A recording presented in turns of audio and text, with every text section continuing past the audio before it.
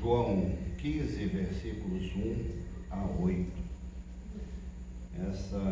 Esse texto faz parte daquelas mensagens que Jesus apresentou para os seus discípulos, preparando-os, para tudo que iria acontecer na sua paixão, morte, ressurreição. É um trecho entre o capítulo 13 de João e o capítulo 17. São 5 capítulos inteiros de preparação dos discípulos. E são mensagens bastante profundas. E, ao mesmo tempo, falando de coisas simples. Jesus, quando, domingo passado, por exemplo, falamos do bom pastor. A figura do pastor de ovelhas era uma figura que fazia parte do cotidiano da Palestina, de Israel, nos tempos de Jesus. Uma figura conhecida. As pessoas criavam bichinhos em casa, a ovelha era um deles mais comuns, o bode também, gado miúdo, porque lá não tinha pastagem para grandes animais, não é? Então, era muito comum as famílias terem, ou alguns proprietários terem maior quantidade. E o vinho era a bebida que era mais popular entre os povos do Mediterrâneo em geral, e ali também na Palestina,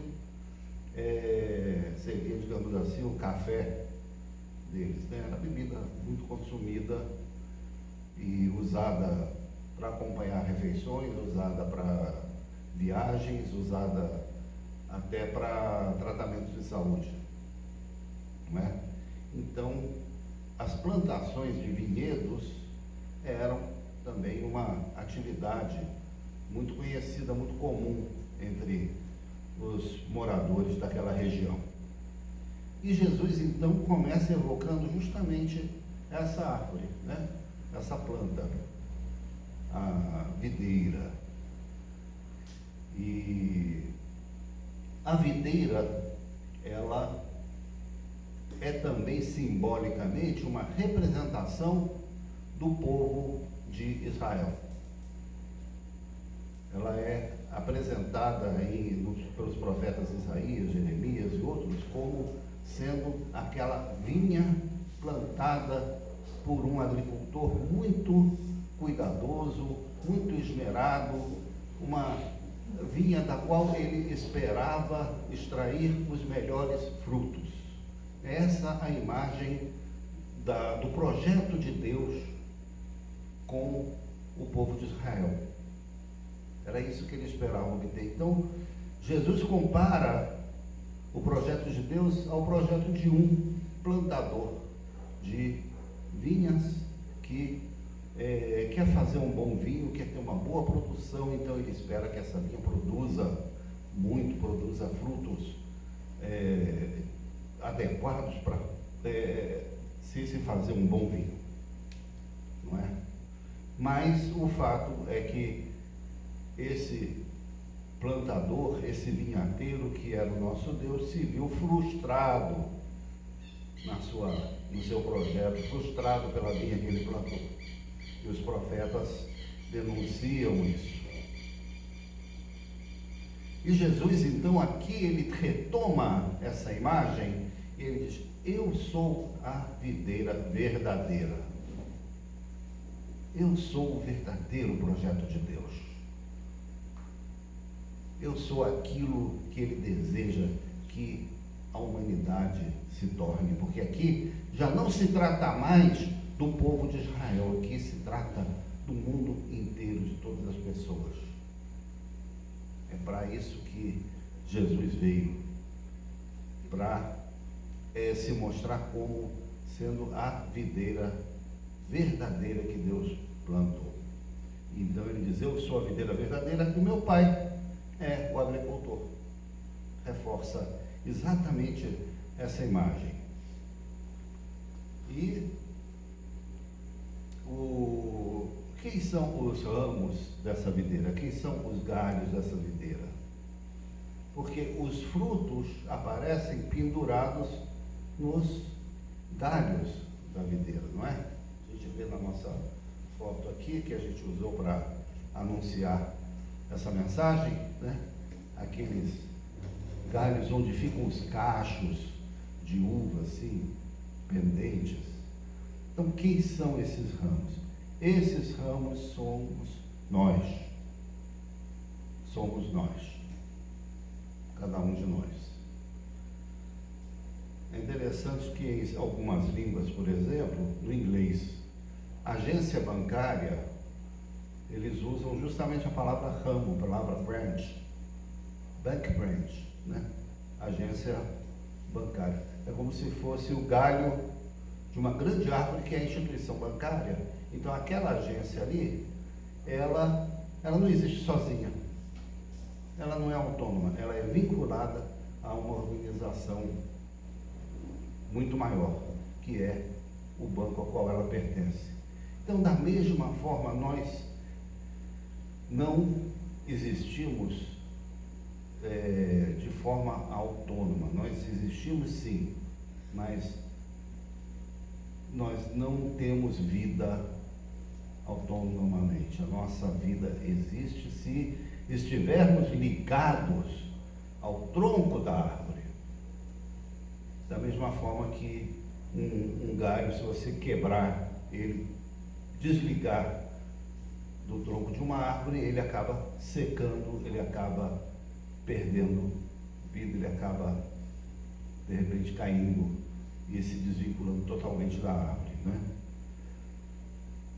Então, nós somos os ramos, e ele diz mesmo, né? Permanecei em mim e eu permanecerei em vós. Como não pode o ramo produzir fruto de si mesmo, se não permanecer na videira, assim nem vós o podeis dar, se não permanecerdes em mim. Ao passo que eu sou a videira, vós os ramos.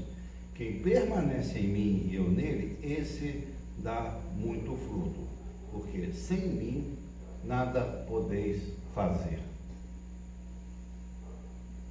Esse é daqueles versículos que a gente marca, né, com a canetinha na Bíblia, né? Sem mim nada podeis fazer. Se a gente não marcou, pode marcar.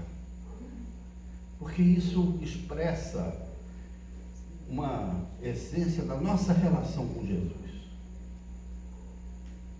Eu quero voltar a esse assunto daqui a pouquinho. Mas vamos guardar isso. Sem mim, nada podeis fazer. Uma coisa que também Jesus anuncia é o seguinte: se alguém não permanecer em mim, será lançado fora, à semelhança do ramo, e secará, e o apanham, lançam no fogo e o queimam. É aquela imagem do galho, né, que se desprende da árvore, cai no chão e depois ele é recolhido, né, e é queimado. Isso é o que acontece com a pessoa que quer viver sem Jesus. Eu não estou falando do futuro, da eternidade, de alguma punição, de penas eternas. Não estou falando disso, não. Eu falo de agora, eu falo desta vida.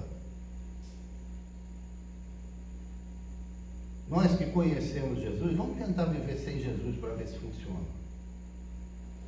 Se a nossa vida caminha. Ou se nós não viramos, como diz o Salmo 1, né, a palha que é levada pelo vento. O homem que está ligado a Deus, ele é como a árvore plantada junto a ribeiros de águas, que no devido tempo dá o seu fruto e cuja folhagem não murcha. Vejam aqui no Antigo Testamento uma outra imagem vegetal, né? Uma outra imagem de uma árvore. Os ímpios, porém, não são assim, são como a palha que o vento dispersa. São levados pela vida, deixa a vida me levar. O samba é muito bonito, mas você viver deixando a vida levar em ventos que vão cada um para um lado, sinceramente não é uma situação confortável. Muito melhor, muito mais seguro a gente estar ligado à videira que é Jesus Cristo. Muito melhor é a gente produzir frutos do que ser um galho jogado, vagando pelo campo. Não é? Então, Jesus está falando isso para pessoas que o conheciam, que andavam já com ele há 3 anos seguidos, que já tinham uma caminhada com ele. Sabiam, eles conheciam essa dependência, mas ele reforça isso de uma forma bastante didática. Permaneçam em mim, e eu vou permanecer em vocês.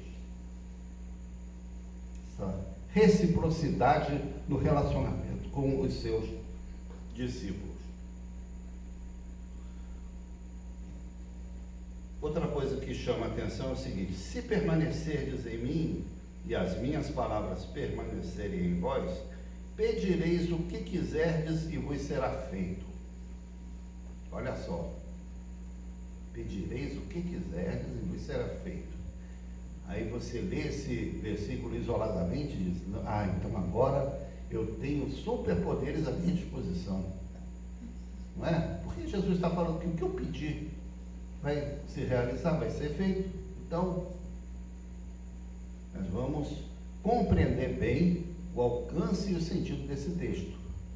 Ele está falando de pessoas que permanecem nele e as palavras dele permanecem nessa pessoa. Então, até na hora de pedir alguma coisa, o nosso pedido não vai ser segundo a nossa cabeça, os nossos ditames, as nossas... não é o que der na telha, e sim aquilo que nós aprendemos com Jesus Cristo. Até aquilo que a gente pede é de acordo com a vontade do Senhor Jesus, é de acordo com a vontade de Deus. Aí fica fácil, né? Aí fica fácil Deus operar através de nós. Aí fica fácil realizar aquilo que nós pedimos, porque nossos sonhos, nossos desejos, nossa ambição está direcionada, está contida dentro daquilo que está prescrito na palavra de Deus. E eu digo aqui palavra de Deus, não apenas um livro de capa preta. Eu digo palavra de Deus, a pessoa de Jesus Cristo. No princípio era o verbo, a palavra, e a palavra estava com Deus e a palavra era Deus. Ele está se referindo aqui não a um livro propriamente, ele está se referindo à pessoa de Jesus Cristo, cujas palavras, cujo ensinamento está registrado nesse livro. Então ele contém a palavra de Deus, com certeza. Ok?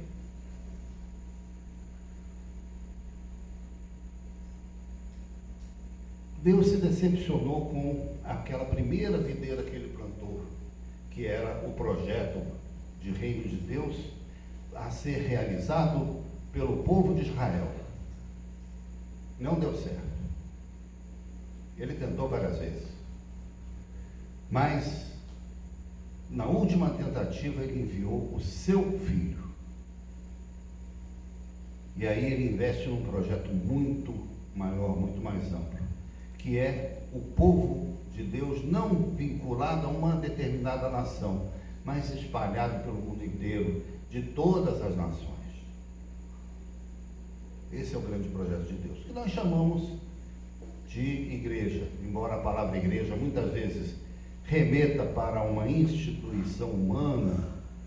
Existe igreja no sentido mais amplo, mais espiritual, aquilo que a gente chamaria de igreja invisível, mas que é visível em nós, é visível em mim, é visível em cada um de vocês, em todos aqueles que confessam a Jesus Cristo como Senhor e Salvador. Ele espera que esse povo dê frutos, ele espera que nós, cada um de nós, que nós temos frutos. E ele fala muito aqui do fruto do amor. Esse é o principal que ele coloca, que ele identifica como sendo fruto da nossa vida. Agora, se a nossa vida não servir para espelhar o amor de Deus, para frutificar no amor de Deus, então, sinceramente, nós estamos agindo como se fôssemos um galho desligado da árvore. Se não for isso que orienta a nossa vida, as nossas concepções, a nossa relação com o outro, o nosso comportamento, se isso não for o eixo que nos orienta, então nós não estamos sendo bem nutridos pela árvore, ou não estamos buscando o verdadeiro alimento.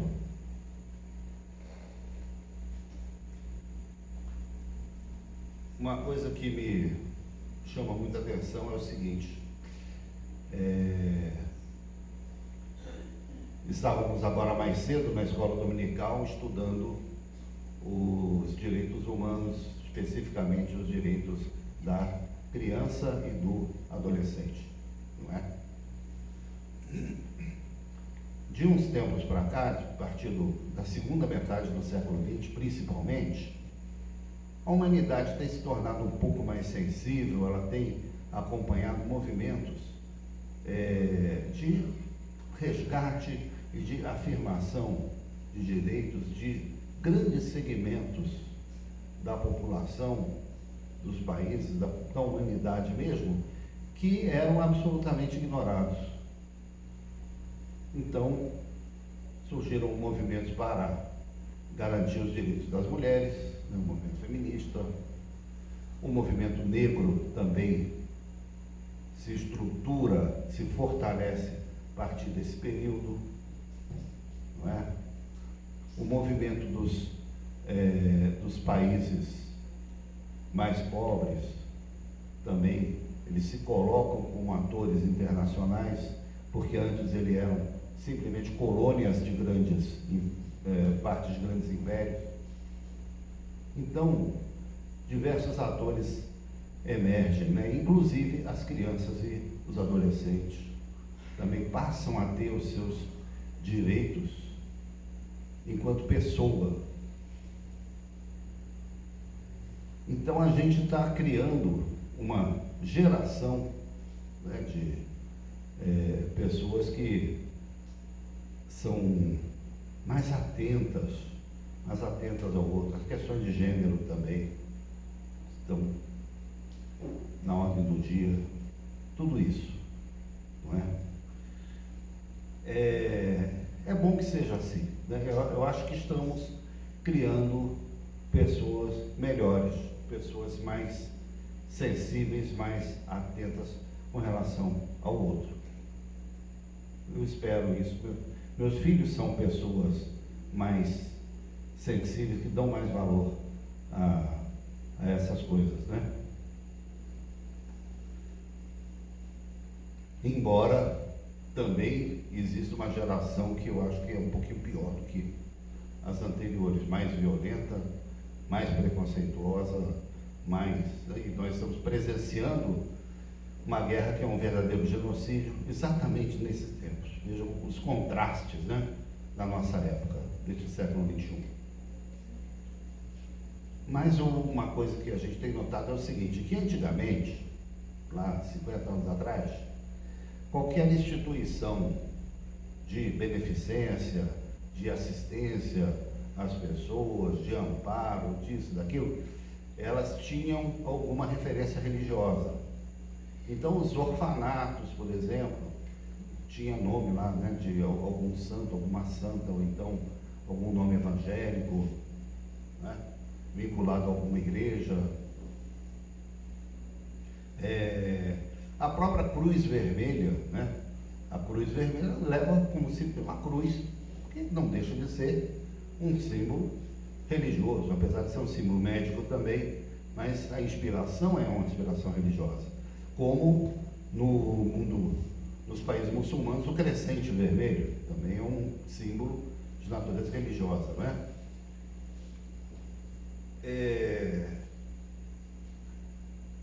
Mas o fato é que ultimamente tem havido uma crítica à religião e uma certa desvinculação desses movimentos que apoiam, que afirmam o direito das minorias, o direito dos mais carentes, né, de qualquer vinculação religiosa. Então a gente tem tido movimentos assim ligados até em grandes empresas, né, dentro do capitalismo, né, existem lá setores de responsabilidade social, de mais atenção com o meio ambiente, essa coisa toda, por questões gerenciais, por questões às vezes de imagem, de marketing, de uma boa aceitação na sociedade, mas não de natureza religiosa.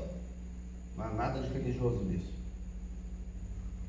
E também movimentos de apoio, né, às minorias, também de natureza absolutamente leiga, né? As religiões até são vistas com uma certa desconfiança por terem ajudado a perpetuar um quadro de muita discriminação, de eventualmente ter atrasado essas lutas, etc. Não é? Eu vejo essas coisas da seguinte forma: eu acho que, como cristãos, nós devemos estar atentos a esses movimentos, nós devemos nos engajar, nós devemos colaborar para construir uma sociedade mais justa, mais inclusiva, né, menos preconceituosa. Devemos ser estar do lado daqueles que acolhem e não daqueles que discriminam. Agora, sempre prestando atenção em uma coisa: o nosso posicionamento decorre do fato de nós sermos discípulos de Jesus Cristo.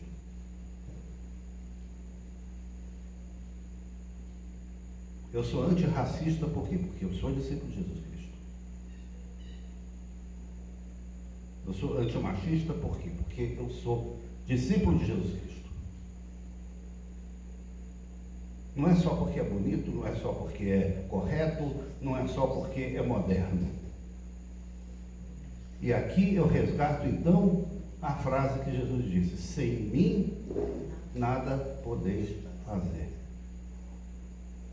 Estamos lutando ao lado de pessoas que podem pensar diferente de nós, que podem ter outra visão de mundo, que podem ter outra religião, que podem ter outro projeto até. Mas o nosso engajamento, o nosso compromisso tem a ver com o nosso vínculo com Jesus Cristo, com nós estarmos ligados ao tronco da árvore.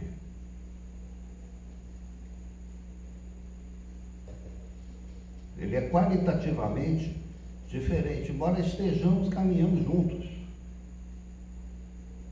Mas sempre pensando nisso: sem mim nada podeis fazer, porque é diferente, é mais sério, é maior o nosso engajamento, o nosso compromisso, quando ele decorre de um compromisso com o Evangelho. Isso eu posso garantir para vocês.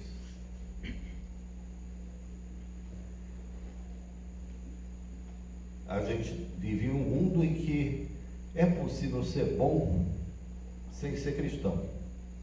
É possível, digamos assim, ser salvo sem Jesus.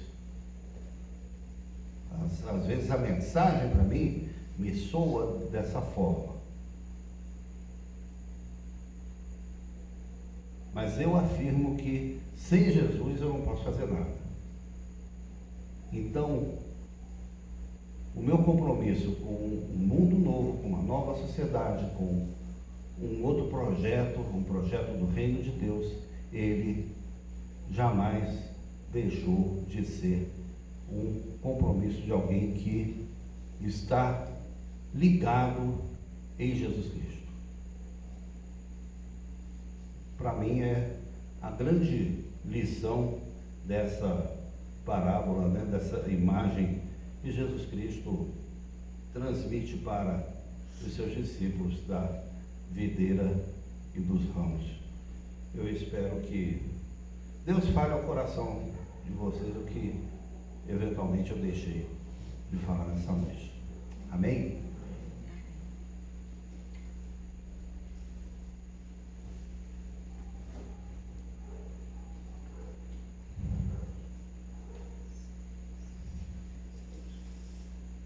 Tenho-vos mostrado em tudo que trabalhando assim é necessário